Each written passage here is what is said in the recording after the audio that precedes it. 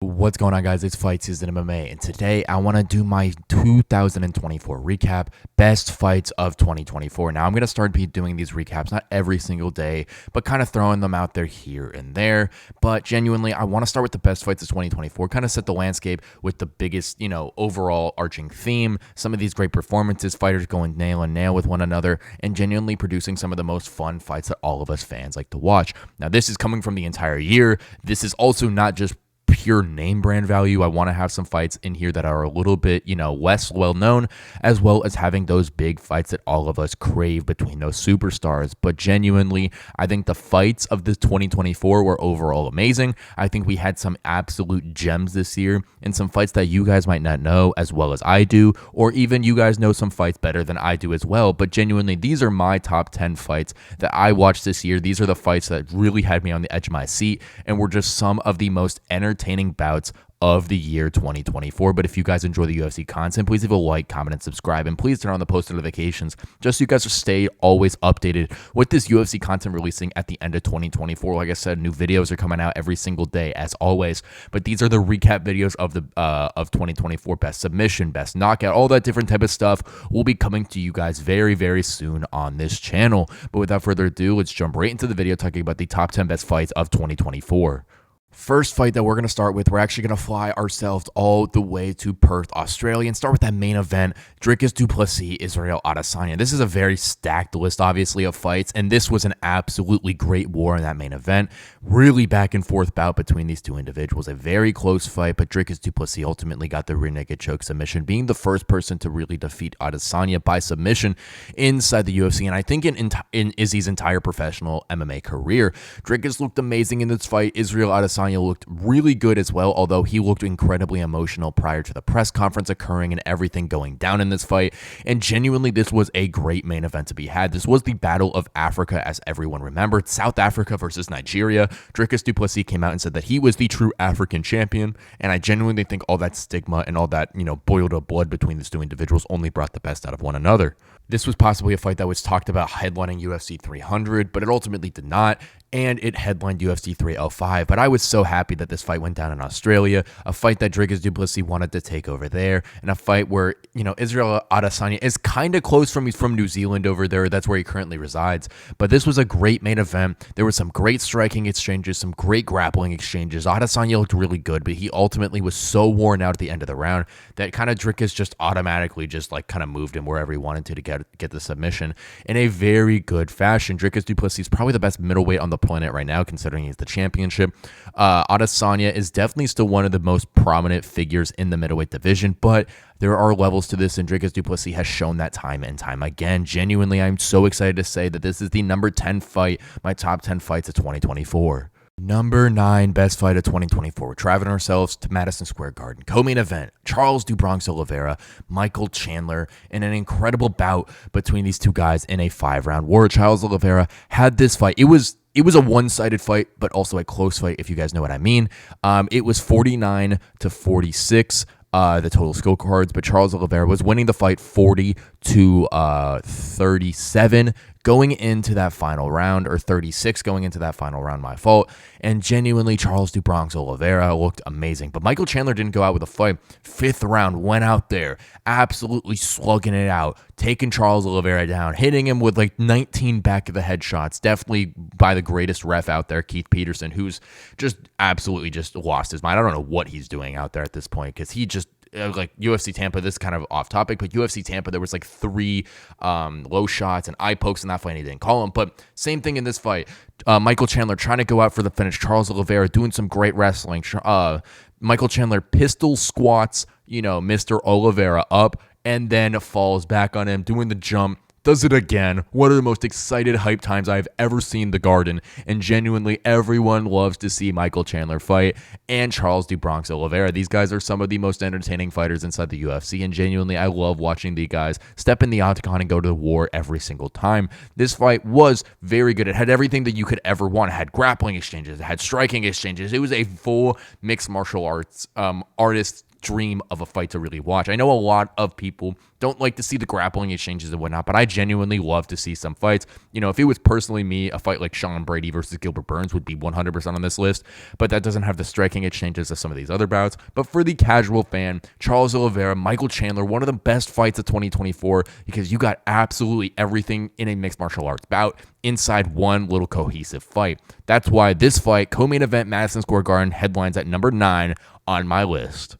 At number 8, we actually have a smaller fight that was in Abu Dhabi, UFC 308. Mateusz Rębecki versus Makhachev Orolbai. Sorry, I kind of butchered his name right there, but this was an absolutely incredible war. I remember watching this fight, and I was like, oh my goodness, how are these guys standing at this fight? At this point, especially Orolbai, who looked like he had a fractured orbital in that fight. I don't know if he ended up having one, but his whole face was swollen and everything was going back. This was ultimately a split decision that went to Rębecki in this fight, but genuinely, if you have not watched this fight, go back and watch the two guys duke it out in the prelims of UFC 308. This is one of the most highlight performing, exciting fights of the year. And yes, might not have the star power of some of these other fights on the list, but genuinely is one of the best MMA mixed martial arts UFC fights that has happened in the past couple of years.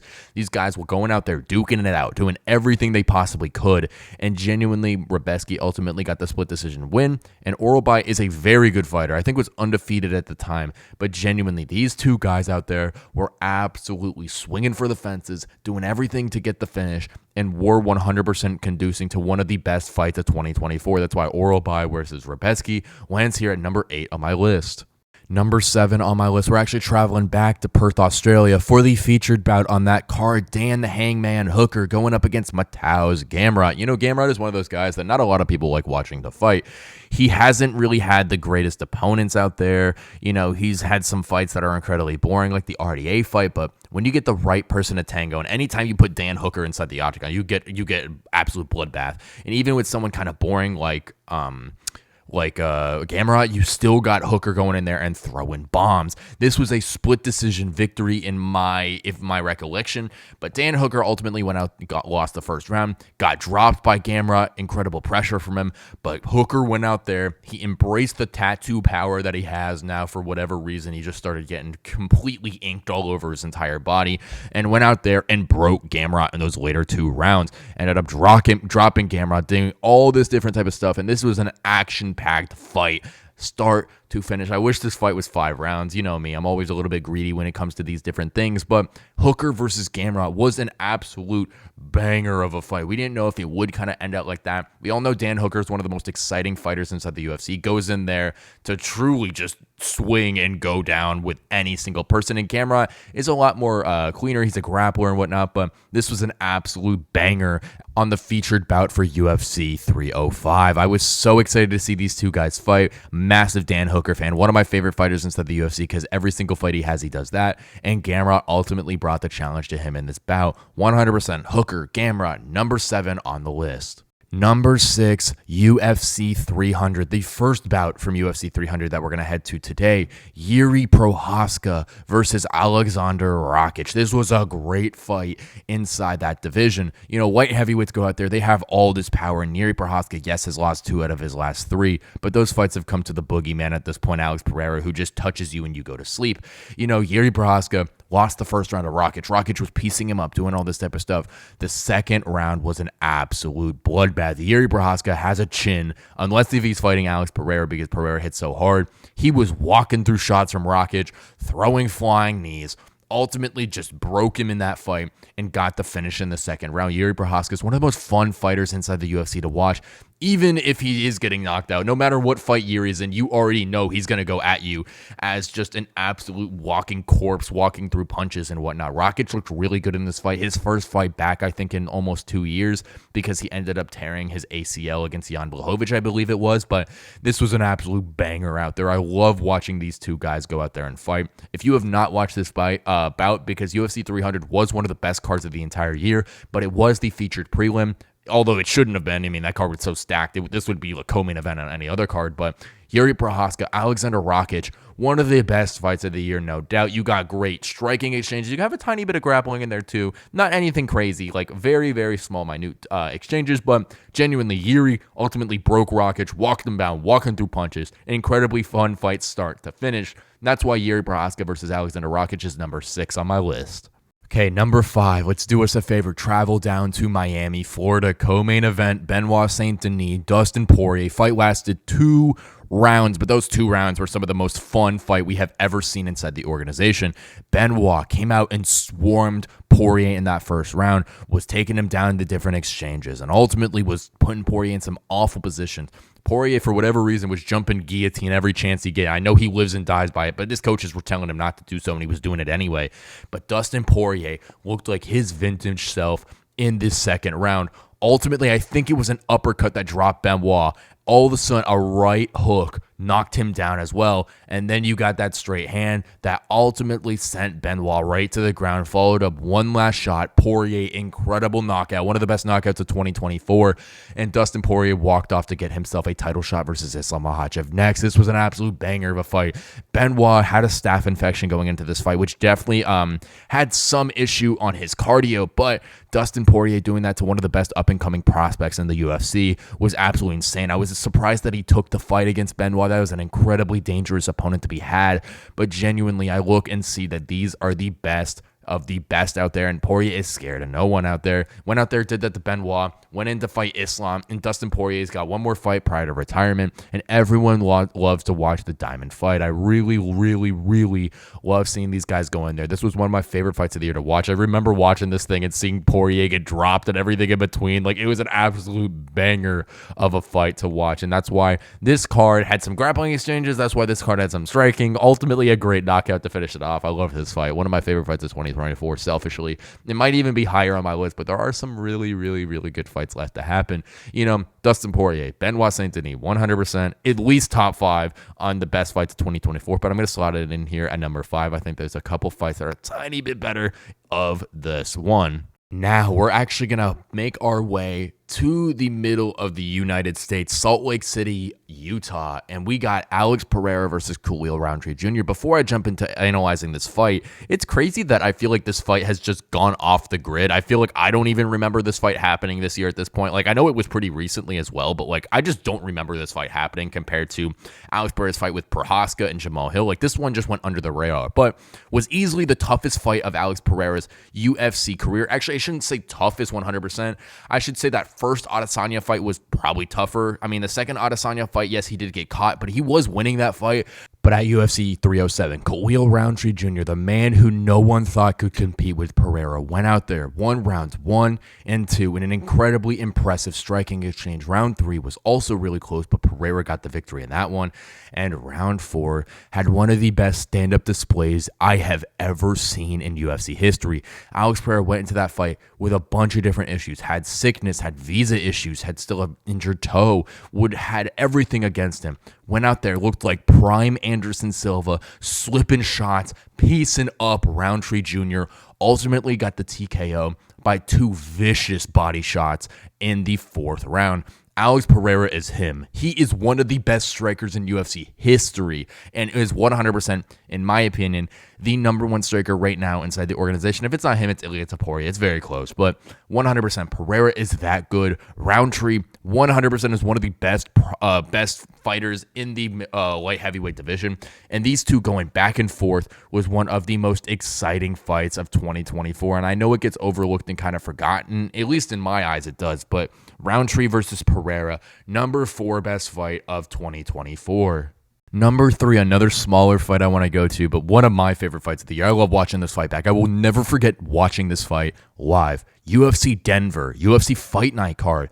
Jean Lord Silva going up against Drew Dober. That was one of the most vicious fights I have ever seen. Drew Dober swings for the fences of all time. Jean Silva, a fighter coming up from featherweight, fighting 2 weeks prior at UFC 303, knocking out Charles Jourdain, and then now coming out to fight Mr. Drew Dober up a weight class. You know, someone who we never thought could do that. Jean Silva isn't like this massive featherweight or whatnot, but went out there, put a masterclass on Drew Dober, ended up getting the doctor stoppage victory in round 3 because Drew Dober's eye was an absolute mess. I don't know if you've ever watched that fight. If you have, it was a banger. These two are some of the biggest hitting guys in their respective division, that being Dober at lightweight and Jean Silva at featherweight. But Silva was so hungry that he wanted to fight the next week, and he called on Drew Dober, a weight class up, who is from the Colorado area.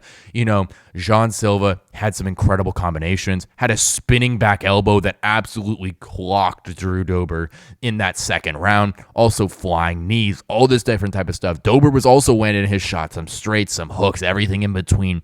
This was one of the best striking clinics inside the UFC by both sides. And genuinely, if you are a fan of striking and violence, go watch this fight right now. Drew Dober is one of the most exciting fighters in UFC history, even though he kind of doesn't have this incredible name. He is one of those guys who is always exciting no matter the circumstances. And Jean Silva, even though he's only had 3 fights in the organization and 3 fights in 2024, is coming to himself and, you know, building his name up to be one of the most exciting fighters in UFC history. Dober versus Silva, 100% top 3 best fights of 2024. At number 2, we're going to bring ourselves to Newark, New Jersey. Islam Makhachev, his only fight of 2024, going up against Dustin Poirier, his second entry on this list. 100% one of the best fights I've seen. Like, this was an incredible fight, bell to bell. Looking at Islam kind of holding the reins in this fight the entire time, but that didn't mean Dustin Poirier was out. I love when people look at the scorecards and they see a 50-45 fight. That doesn't automatically assume that this was like an incredibly one-sided fight, and this is how this fight went. You know, Islam, round one, was doing some incredible ground stuff, had Poirier's back, was trying to transition to a Kimura to then get the armbar. It was an incredible thing. I've never seen someone kind of use other submissions to work towards one that he already has flaccid in his mind. Also, later rounds, great striking exchanges. Islam was piecing Poirier up on the feet, but Poirier, you know, was doing his own thing as well. Ultimately, the reason this fight is so high on my list is, yes, it had a bloodbath, but it also had a finish in it. One of the greatest submissions I've ever seen. It went through an ankle pick by Islam Makhachev, getting Poirier down to the ground. Ultimately started off with a guillotine. I think it was a front headlock guillotine. Was trying to get Poirier in that. Poirier defended very well, but Islam switched to the Darce incredibly fast and ultimately submitted Poirier, having Poirier tap and also go out. And one of the most incredible submissions I have ever seen inside the UFC. You know, this fight had everything you wanted. Kind of like the fights a little bit earlier, like I said, like Adesanya and Du Plessis. This fight had every single thing you could ever ask for it. Incredible striking by both of these guys, some of the best strikers inside the UFC. Great grappling exchanges. Dustin Poirier is also a great anti-grappler, especially ever since he's gotten older. He's done a very good job. He was a better grappler in this fight than when he did fought Khabib Nurmagomedov. But these two individuals brought it at the main event of Newark, New Jersey, UFC 302. An absolute banger of a fight, and probably my number 2 fight. I have to say, there's some other fights I would put it over, but the star power, the overall MMA ability, I like watching fights that have start to finish, everything in between, and everyone loving to watch. And genuinely, Poirier versus Makhachev, number 2 on my top 10 fights of 2024. Number 1 fight, 2024, a fight that is one of the greatest fights in UFC history and genuinely was a fight I will always remember watching. I was not actually able to watch this fight fully. Like, I was out somewhere and I remembered that this fight came on and I was like, this is the fight I want to watch. I'm dropping everything. Max Blast Holloway, Justin Gaethje, BMF title, UFC 300 was an absolute banger. First 3 rounds went to Holloway. Incredible stand-up, incredible exchanges. Was good Holloway victory in all 3 of those rounds, but was very, very close as well. First round hit Justin Gaethje with a spinning back kick, broke his nose. Second round, third round, great striking exchanges. Fourth round, I know it didn't count as a knockdown. Justin Gaethje was the first person to ever knock down Max Holloway in my book. He hit him with an incredible, I think it was a left hook. I'm not 100% sure, but seeing Holloway get dropped, get up immediately to go out there and fight Gaethje. Fifth round, you all know the story. Max Holloway and Justin Gaethje are exchanging. Gaethje throws the rolling thunder. Max Holloway resets, brings into the middle, points him down, say, this is for the BMF title. We are some of the baddest fighters on planet Earth. Let's go to work. Give Justin Gaethje one last shot to get the title, and if Max Holloway gets knocked out, he accepts that, but that's not what happened. 1 second left on the clock. Max Holloway hits 3 or 4 body shots to then come over with the overhand right, ultimately sweeping Justin Gaethje inside the middle of the octagon. This was the best fight of 2024. Had everything that you wanted. Didn't really have grappling, but had some of the greatest striking exchanges in UFC history. And I am saying that correct, in UFC history. This was a banger of a fight, start to finish, ultimately capped by the latest knockout, tied for the latest knockout in UFC history with Yair Rodriguez over the Korean Zombie with that scorpion elbow. If you've not watched that knockout, go watch that. That didn't happen in 2024, but that was a great knockout as well. But, you know, looking at Holloway versus Gaethje, 2 of the baddest MFers on planet Earth fighting for the BMF title. And it was an absolute war out there. One of my favorite fights to watch. I will never forget watching this fight and watching the knockout occur. Like I said, I wasn't able to watch this fight in a good, safe place. I had something to do that night, which I was trying to get out of, but genuinely, UFC 300 featured bout, Gaethje versus Holloway, best fight of the entire year in 2024. Thank you guys so much for watching this episode of Fights Season MMA, and please let me know what you think down below about these top 10 fights of 2024. We're going to start off with number 10, Dricus du Plessis UFC 305 main event versus Israel the Last Stylebender Adesanya. Next fight, Charles do Bronx Oliveira co-main event versus Michael Chandler at UFC 309. A prelim fight, Rębecki Vs Orolbai at UFC 308. Dan the Hangman Hooker going up and beating Mateusz Gamrot at UFC 305 yet again. UFC 300 featured prelim, Jiří Prochazka, Alexander Rakic. UFC 299 co-main event, Dustin Poirier, Benoit Saint-Denis. UFC 307 main event, Alex Pereira versus Khalil Rountree Jr.